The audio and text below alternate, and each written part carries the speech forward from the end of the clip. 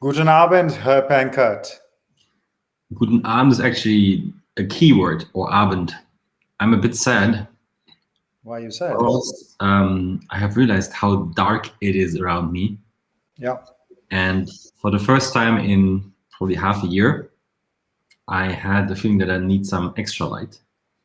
This is why I got this one here. I was going to say I was looking for. I think mine is also at your place. No. So little background story for all, like I like to say, the millions out there. We bought those because for our YouTube channel, Hello SportsTech, we're like, hey, we're gonna be a bit more professional, so we need artificial light to look even prettier if possible. But I think we never used it all once. And now it's like, it was dark, maybe I should get this again. Let me try this. So I'm turning it on. Super bright, but not sure. Light that shines bright. What a novelty. Not sure if this does any good. I don't think so. No, not right now. No, it needs better positioning. Yeah, but I can also change like the intensity or color, and it's not so bad. This is quite an interesting one-man show you're creating, Ben. This reminds me, have you seen Inside from Bo Burnham? No. Okay, on Netflix. It's worth watching. This is a one-man show. Same quality. Yeah, exactly. Just right, spot on. He's singing, but apart from that. How was your mood? So I'm a bit sad because of the darkness. Maybe the Dark Lord enjoys it a bit more than me. No, I mean, for me, it's the cold. It's unfortunate where I'm sat in my own home and I have to wear a jacket. I will do that before I put on any heating. I have learned that in Germany, till October 1st, you do not put on the heating. So I'm trying to be. No, Really? a German friend of mine told me, so I'm trying to stay strong to it, help the environment and all that. So put on a jacket rather than put on the heating. No, that's better. I did put on the heating, but I appreciate you trying to be German. Yeah. Sweet. All right, let's go. Top 5 stories. It's me to kick off, yeah? And I kick off with some virtual reality. Yeah, this is a VR training tool for baseball called WinReality. We'll check that in a minute. But yeah, this is a very interesting company which has raised a decent round of funding, 3.75 million of debt funding. We don't have to get into too much details about what that is, but basically they're not issuing any shares for this. It's a loan effectively. But yeah, what I liked is that already they're working with more than 20 MLB teams, 100 baseball and softball programs. So yeah, WinReality is pretty cool. What exactly is it? Show us the tech. It looks amazing. Here it is, Ben. This video will take me a second to load. But yeah, there you are. You put on this headset and that's what you see. You see the picture. You see the ball flying everywhere. You see a bunch of, you can create different types of in-game environments. It's a cool piece of tech. We've seen, and they have obviously different demos for baseball and softball. It's slightly different, I guess. And here's the setup. It works only with Oculus, that I must specify. You have this little attachment which you put on your bat. You put on the Oculus headset, you log in, and off you go. Pretty simple, straightforward. And here you get a bunch of interesting data points about how you've been hitting, what your scores were. Yeah, occlusion, I think that's an interesting term. But yeah, you see a bunch of cool performance insights. And they have a full 12-week program. Yeah, lots of videos on this site. Ben, Two things on this. Which sport do you want to learn using VR? Okay. Wow. I mean, there are sports I would like to play that are still too complex, like basketball or football or something. I think it could work really well in tennis because pretty straightforward what to do. But I would also be interested in baseball because, I mean, the only risk is, I mean, you need a proper bat. And if you're at home and swinging, you don't really see what you swing at. So there comes a risk with it, as I think. Make sure you have some space. That would be a good idea, yes. Yeah. But I don't know, maybe cricket, as you still have not taken me to any cricket field here. Maybe I have to stick to the virtual one.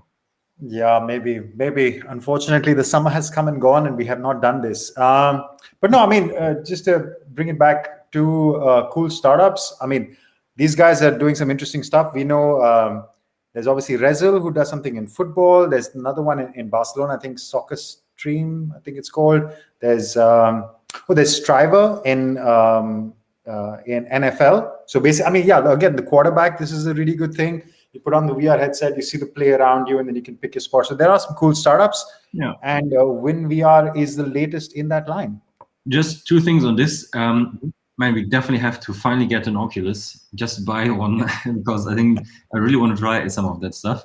So that is something for latest next. Maybe it's the Christmas present to ourselves for Not the a bad company. idea. Yeah? Not a bad. Finally get some Oculus goggles. Or if one of the millions watching us works at Oculus, send one over. By the way, feel free to put something in the chat if you have any question. The other thing is, sorry, just finally coming back to WinReality. I mean, they have pro teams as their clients. So if I played baseball 3 times in my life, is it also something for me at home just to mess around, or do they have special, I don't know, subscriptions for that as well? Have you checked that, or is it more for? It didn't look like it from what I could see. I think you have to get this. Let's see. You can actually, you can get a setup for yourself for $17 a month. So yeah, it is possible that I think all you need is get that device which you have to attach onto your bat. And this price does not include Oculus headset. That was pretty clear on the YouTube videos as well. So you have to have your own Oculus headset. But for $17 a month, I think they send you that, and you get all the entire, let's say, training programs and assignments, etc. Next one. Next one, Ben. Okay. It's you again. We have a different order today. Yeah, and while this loads, I will show you what is happening with Apple. Yeah, so Apple Fitness Plus. Ben, have you tried this yet? No. $10 a month, Ben. Come on, get fit. This is a thing. What are you trying to say? I think it's pretty clear what I'm saying. No, I'm saying that you should get Apple Fitness. We have to try this. Maybe this should be the gift for Christmas as well. No, but Apple Fitness is something that we've talked about a lot. More and more of the FANGs investing in fitness very seriously. Apple Fitness, quick reminder for anybody who doesn't know what it is. It's basically Apple's fitness program, which is based off your watch, which I know Ben has, and you see Apple Fitness on, say you have the Apple TV or whatever, you can see the videos on whichever device you choose. Apple Fitness has gotten bigger and they've expanded their scope. Yeah. So for starters, you can see in this article, it's available in 15 new countries. So it'll be coming maybe to a country near you for our millions watching from all over the world. But more importantly, without playing the video, I can come back to that. They've introduced new things. First up is guided meditation, which is a big thing. Mental health, of course, big topic. Apple is taking seriously as well. Meditation is one thing that they're going to launch. You can see screenshots of how it'll work on your phone. Number 2, they've also got, Pilates is one thing, but along with Pilates, they've introduced group classes. So now you can do this live with up to 32 other people. So Ben, if I were an Apple product user, which I don't want to say never because I don't say never, but highly unlikely will ever be, we could be doing some fitness classes together on Apple Fitness. And they have some workouts for the snow season. So there's group fitness, meditation, and 15 new countries. Which are these countries, you ask? Sorry? All for $10. All for $10 a month. Which of these countries? Most importantly, Germany is one of them. So this is getting even closer. India is not there, unfortunately. But Germany is. So, and it's also going to be in 6 more languages. I don't know if German is one of the languages that it's going to be released in. So the content is available in English with subtitles. This is what Apple Fitness is expanding into. Group workouts, Apple Play. Yeah, so you can either do it for $10 a month or $80 a year. Ben, should we sign you up? I think it's cool. I like it. I think I have to test it. But I'm pretty sure they're going to translate the US dollar 1-to-1 to euro. So it's going to be 97 euro per year. No, but I mean, this is really powerful, right? I mean, and also so tempting. I mean, you don't need a Peloton bike or whatever. And I mean, as you can tell, it looks super professional. You wouldn't expect anything else from Apple. And yeah, I mean, their entire subscription monster machine gets more and more tempting for everyone. And Yeah. yeah. Yeah, I agree. And I think you hit the nail on the head. All of this for $10 a month. Oh, it's really, really, I mean, like, I mean, what is the thing I think is, we bought you an iPhone earlier this year, so technically you do have access to it. that is true. Huh? I mean, I think I need the watch though. I think the watch is the central, let's say, focal point, because it needs the data that your, let's say, your activity data. But we don't buy Christmas me a wish watch. list gets longer and longer. They don't buy me a watch. No, thank you. Sweet, I like it. Right. Next That was one. Apple Fitness. Alrighty. This next one I like. I'm waiting to hear this one from you. Yeah, me too, because I want to get your opinion on it as well. Yeah. It is about the new EA Sports FIFA edition, FIFA 22. And what they are introducing is, of course, it needs a fancy name, the hypermotion technology.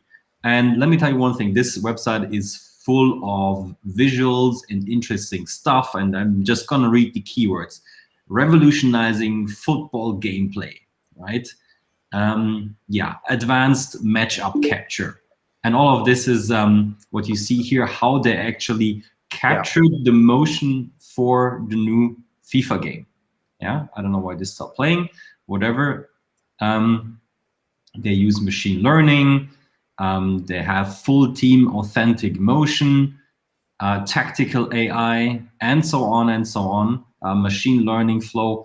What does all of this mean? I mean, they just throw around a bunch of buzzwords here: kinetic, air battles, composed ball control, blah, blah, blah, blah, blah. All of this basically just means that the movement that you see here, I don't like that it's Alaba, he left Miami, but all the movements that you see in the new FIFA game are hyper realistic.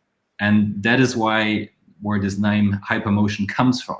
So, I mean, they try to improve gameplay and all of that every year. And they try to, as I say, it's in the game, they try to bring you as close and as real as possible to the game. But the interesting thing is, for me, how they made this happening, because this is where the tech comes in.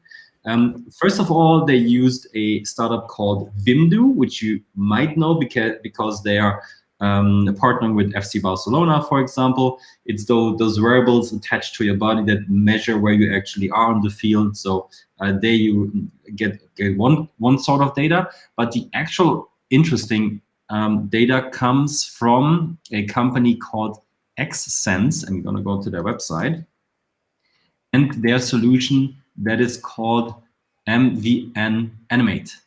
And you will hopefully see this young lady coming here. So she has different devices attached to her body. And as you can see, there is a digital avatar that is trying to imitate or follow her movements here. And if you look at this, this looks super smooth, super realistic. I mean, there's no lag or anything that looks weird. And I mean, she's doing her dance moves and everything. And this technology was used for the new FIFA game. I think it was written in this SportsTech article that went to a game in the Spanish 3rd or 4th league. And it was an exhibition match. So it was a match set up for this. Yeah. Exactly, especially set up for this. They attached those sensors and devices to the bodies of all 22 players, added the Vimdu technology that is used by FC Barcelona, I think, for the to locate players on the pitch. And from this, they learned how players move. And all of this data, like realistic data, it's not simulated, it's realistic data, they introduce now to the new FIFA game and make it look pretty. This is my way to explain it. Have you read anything else? A question? Yeah, I would just add one important line to emphasize the difference. So FIFA's been doing this, I mean, for a long time, that players are wearing the bodysuit with the markers and the sensors for 3D animation of the actual player's body for their celebrations and stuff. The big difference is this year, for the first time, they have put it on 11v11, 22 players in a live match. Yeah. Now, the difference is that, I think one of the videos shows that, like when you're, let's say, recreating a setting of a player receiving a pass or playing a pass one-on-one is an individual isolated instance. The difference now is that they did it in a real match scenario. So what FIFA could do Feel the rhythm of the exactly. This video shows it, I think, best. What FIFA could do is that they are gathering actual data of how a player behaves in a match, not how a player behaves wearing that suit in a studio. Small differences, like they talked about when a ball is traveling towards you, would a player run towards it with short strides or longer strides? I mean, that'll be specific to player. But different types of real game scenarios. Also, the other one, last one I'll add, is the team dynamics. Because FIFA didn't have that, how a team, let's say the back line or the midfield line works together. So what you can see right now is how they've been doing it in the past. A player running around in the studio. This is how they did it now. Players wearing the full suit with the sensors all over them. Anyway, that's about the tech, which I think is super, super interesting. So it was an exhibition game that they did. What this means, everything becomes more and more realistic. I think that's the end of it. I mean, it looks super smooth, and I mean, they can always make it look pretty in preview videos, but I think we have to test this. Question connected to this: is there any gaming console in your possession, and what was the last one that you owned, and when was the last time you played FIFA? Yeah, I was going to ask you the same. I was a big FIFA guy growing up. Always on PC. I think I only ever had a PS2, and I think the only thing I ever played on it was FIFA. And after that, I just got out of gaming. But yeah, seriously, the only game that I seriously played consistently for every year was FIFA. I think the last one I must have played would have been maybe, I don't know, 9 or 10 at best. So yeah, we're talking about a long time back. Is that reason enough for you to get one again, or are you like, nah? I actually, it did kind of. Actually, you know what? I'll be honest. The game that I've been thinking about buying, but I'm almost a bit scared to buy because I know how all encompassing and absorbing it is Football Manager. So rather than FIFA, I'm more interested in Manager. Maybe that's because I'm a bit older, and the idea of setting up a team and taking it through, that's more interesting. But I will say this looked super, super interesting. I would love to check it out. So I think the list of Christmas gifts for ourselves is getting longer and longer. Okay, so it's an Oculus, Apple Watch, and I don't know, PS5 if available. With the latest console and the latest FIFA, absolutely. Cool. This video is endless, by the way, but I could just keep watching. But yeah, it did show really well how the switch, how they went from individuals in studios wearing that kit to doing 22 players. And actually, yeah, sorry, one last point, why they use the Wemu device is also, and they had local storage, it was in the article, is that they didn't want to wirelessly transmit their data for 22 players all running around at the same time. They use these devices with local storage on the body of the player, so the data was on them, and then they could transfer and collate it later. I keep saying Vimdu because it was a German startup, but it's Vemu, right? Vemu, yeah. I forgot about correcting on that. WIMU. Vemu is the one. Yeah. And the what other question did I have in mind? Oh yeah, I wonder when they're gonna introduce this for you to individualize potentially a character for FIFA, so that you can play with your own avatar that knows your movements, everything. Maybe there are those studios in big cities where you can just enter, record yourself for, I don't know, 10 minutes, and you can play yourself or something. I think that's going to be a thing at some point. Yeah, for sure. I think they do a lot of with uploading, especially the image. I think they get your face and all that, but get your body movement style. Yeah, fair point. I think that will be something you should expect pretty soon. Sweet. Then it is you again, right? Right. I'm going to jump into a story that I think is quite interesting. This title says sports betting using cryptocurrency in Wyoming. By the way, before you start, I'm curious what you're going to make out of this.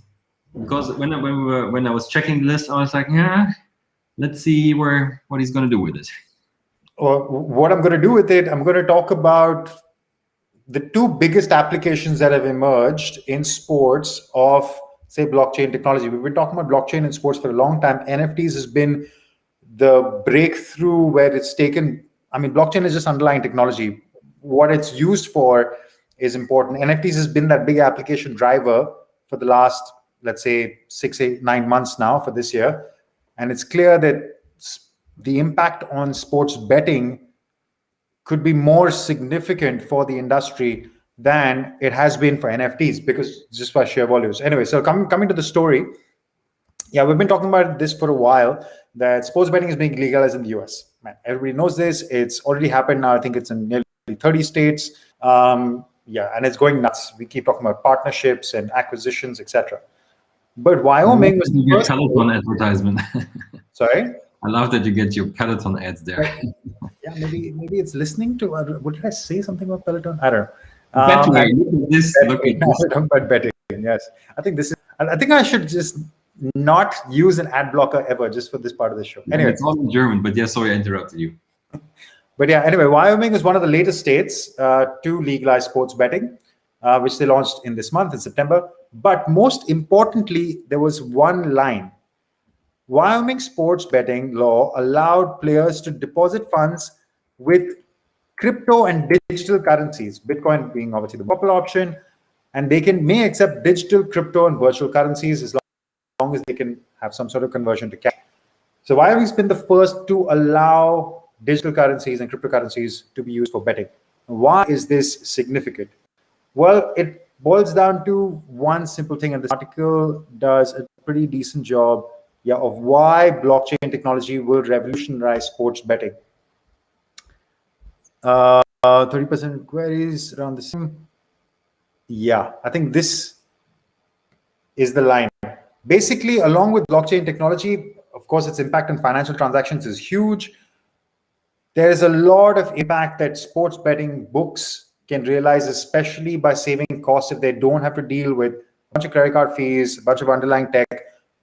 This is the first one, that they can save a lot of money. Now, with that lower operation cost, they can do a lot more, because with betting, it's huge volume. So small margins make a big difference.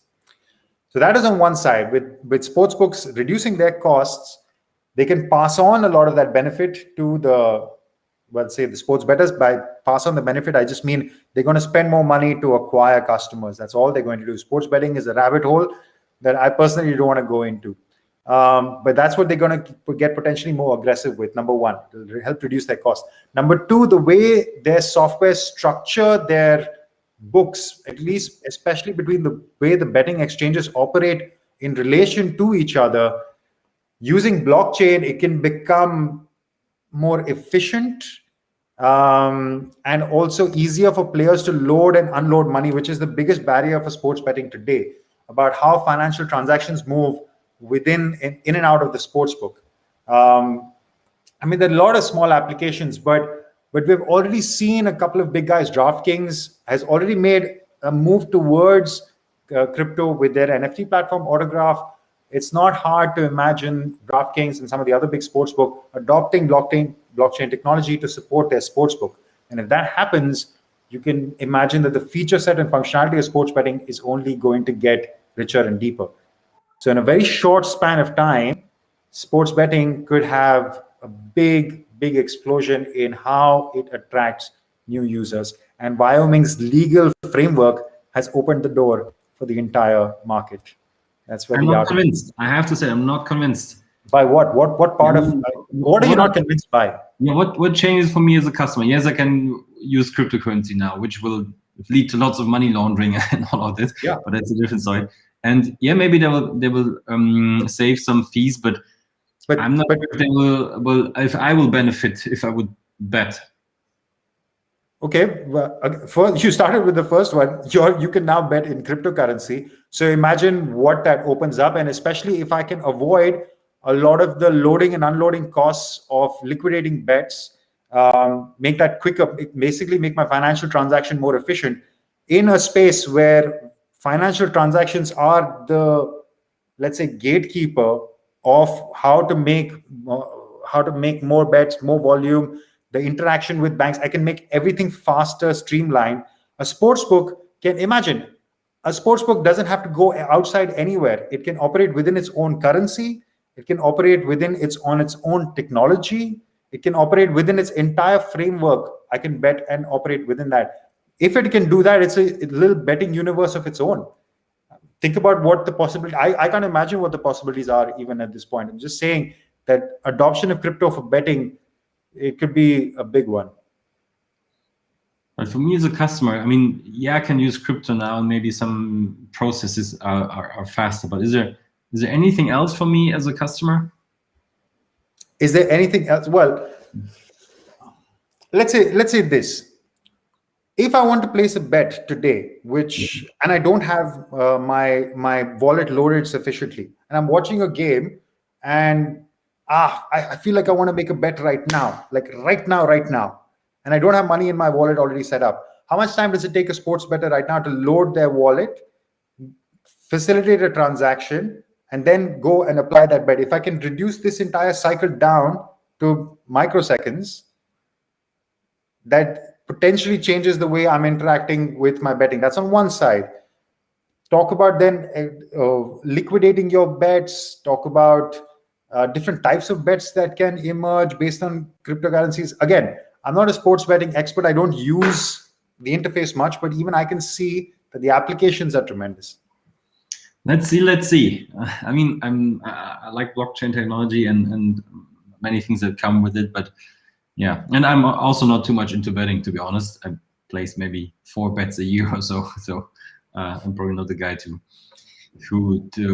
target there. Or maybe, I don't know, things change so much that even I will. Micro gains, Ben. Micro gains. It's small things. When volumes are big, small things make big differences. Yeah, speaking about blockchain and games and also NFTs, that was a week.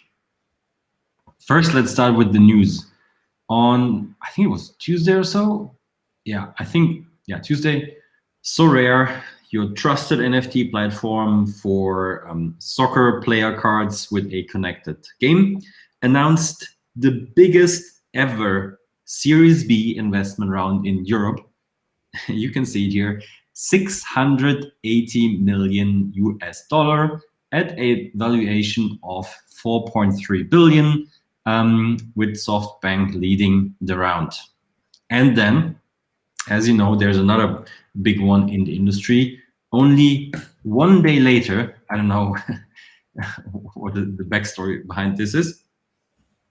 Dapper Labs, you know, the guys with NBA Top Shot, with the highlight clips, they also announced an investment round. Now, the amount was lower, it was only $250 million, but their valuation is even higher at 7.6 billion, with, I don't know how to pronounce this properly, Coetu leading the investment, and I mean, a bunch of others are joining. One of them was Andreessen Horowitz.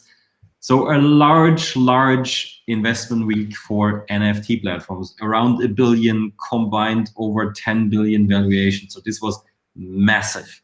And what does it tell us?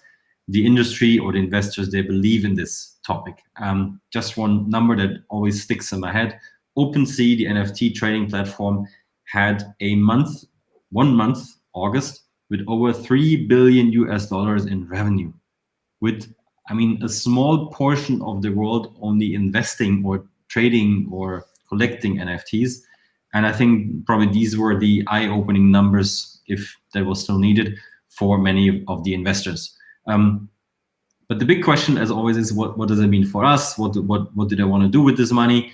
I think it's the start of a new epic battle, like one that we've seen in fantasy sports and betting and all this. This now is the battle for all the licenses out there. And so far, that those two giants in the making here had not too many overlaps. One for the technology or the content, because Dapper Labs is highlight clips, Sorare is player cards, but I mean, I think it's going to change at some point. And so far, it was Sorare with soccer, and Dapper Labs mainly basketball, with another contract in the making. But I think we talked about it. Dapper Labs now has signed La Liga for a contract, so they're going into soccer, and Sorare already announced that they're going to go into other sports. So I think it's going to be a proper clash at some point. Right now, you could say, okay, one does highlight clips, one does player cards. Maybe there is no battle, but I don't believe that. I think it's going to be it's going to be both fighting for the lead there, and ultimately probably we're gonna end up using both. The underlying technology is also interesting because Sorare basically works on the Ethereum blockchain, and Dapper Labs works on their own Flow blockchain. So it's also a question which chain do you trust more? So very interesting battle heating up there, and now they have their wallets, so to speak, filled with money, and now they go license hunting. I can imagine. And one thing is also pretty clear: it will be extremely hard for any other company out there to get the big deals. So I think it's just going to be those two who are going to collect all those licenses. And I wonder if they talk to each other and what their alignment is. Just one last thing, in our NFT sports Discord server, one of the users, Olivier, he pointed out one job advertisement from Sorare, which is offline now. It was for general counsel. And part of that job description was that they also look for someone, let me see if they have this here, I'm not sure, but who deals with topics around gambling and regulation. So the question is, are they moving towards betting at some point, or could be an option? Just putting it out there. Yeah, my perfect link. You were asking why the previous story was important. Here's another reason, because I'll highlight a couple of things. Fanatics we've talked about previously, they raised a big round and they're doing interesting things. The two areas that they're investing in were Fanatics who are doing player cards and Fanatics launching a sports book. I think the fact that the underlying technology between blockchain serving two key purposes, NFTs and sports betting, is becoming clear. DraftKings also doing the same, and you're seeing more and more. And I think all of these guys, first of all, 100% agree that this is the biggest marker that the overall growth drivers for the NFT space are strong, because these are not small funds and this is not small money. So that's not to say that big investors have not made mistakes before, but it's becoming clear that this is a space that's being more and more validated. But validated for what purpose is the big question, and how big NFTs will become, we will continue to see. But I think the mega volume of transaction, whether everybody holds a player card or a highlight or a collectible, betting could be something that a larger audience will do. I'll end with one quick story. First of all, we've forgotten about Tops, but they just signed UEFA. So maybe they're still hanging around somehow. Maybe they'll become an acquisition target for one of these companies. But I was chatting with a friend of mine in Chile. He works for basically the Chilean champions, the ones who won the league championship last year. And he was reaching out to me, just talking about some sports tech. He's somebody I know from before. And he was like, a perfect case of a company that you could introduce to me, Rohan, would be somebody like Sorare. They reached out to us and they're offering me the club, a sign-up fee, a percentage of every transaction. Like basically, he was like, I don't really know what is happening here. I had to talk to him about the NFT space a bit, but he's like, this is perfect. And that was what, a couple of months ago, before all these big funding rounds. So if they're already acquiring like top league teams in Chile, where the sky's the limit, where are they going to go? Yeah, Sorare has over 180 clubs now or so. I think it says it in this article. 180 and some of the big ones. And just a quick one, because we have a question in the chat. Hi, Daniel. A good question there. So Dennis asking, hi guys, how do you see FanZone Media, GmbH here? So FanZone is a Berlin-based company. They have contracts with the German national team, both women's and men's. Also VfL Wolfsburg. They signed a handball team with a long name that would only disturb you massively. And I think they had something with Porsche and one other one in basketball. I forgot the name of this legendary player. I should remember him. So where do we see FanZone here? That's a tough one. And I guess they know that themselves. It's hard for them to compete with those guys, especially Sorare, if we want to talk soccer, because I mean their war chests are filled. They can offer what you just described. They can go around the world and sign everybody. And I think it's going to be a winner or winners takes it all market. So I mean maybe there are 2-3 big players. I mean Dapper Labs, Fanatics, and Sorare. That's probably it. Maybe there's going to be a separation by sports or geographies or whatever.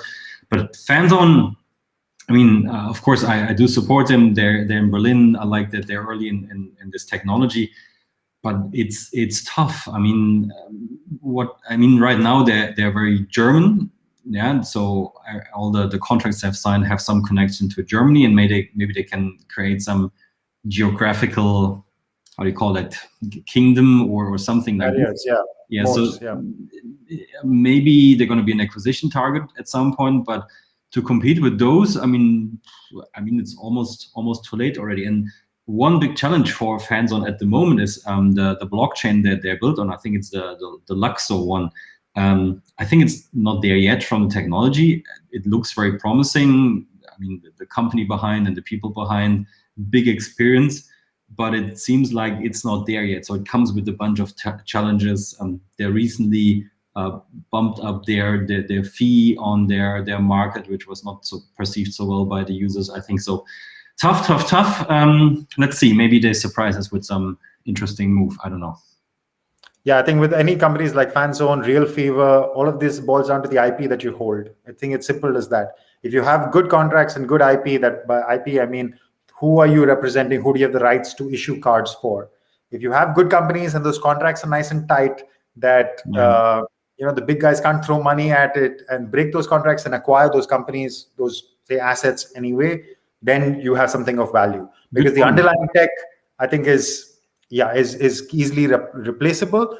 It's about whose IP rights you have, unless you do something fantastically game-changing, which we can see is possible. That's what Dapper Labs did. If you have something which is an incredible IP that you bring to the table, that's it. I think these kind of plays are all IP-based. Yeah, and I mean, for a fan, it is so important that they have one place where they can go and they can trade all the cards, and not just one here and one there.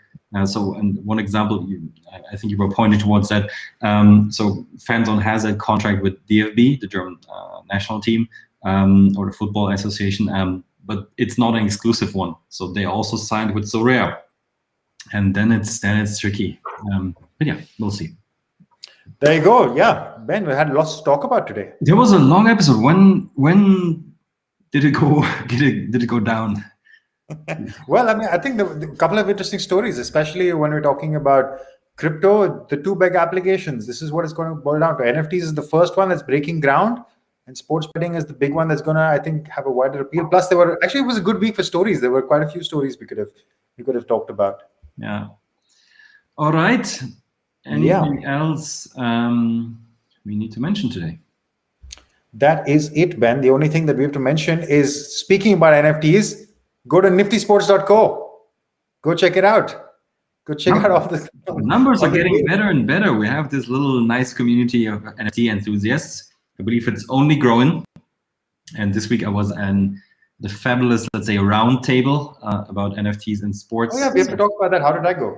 I mean, interesting guys there. Also, Chris Hanna from the Esports Observer. I mean, interesting to see his angle from the esports world. I mean, just one main thing is like the skins the esports gamers, athletes, anyways, use and like, that they can wear on during games. I mean, they're gonna be NFTs at some point, will be tradable and all that. So that's gonna be a crazy big market, just as one little thing. But interesting round, cool people, and yeah, I'm gonna talk about it in more detail when we meet the next time. Perfect. niftysports.co, and of course, Hello SportsTech. You know that one also. I mean, that's where you are. You're on that channel if you're watching this on YouTube. But go check out our review videos. Make sure to see what's happening there in our shop. See what's happening, guys. We have so much cool stuff. Go check it out. Yes, that's it for today. All right, Ben. I'll leave you in the darkness alone. Just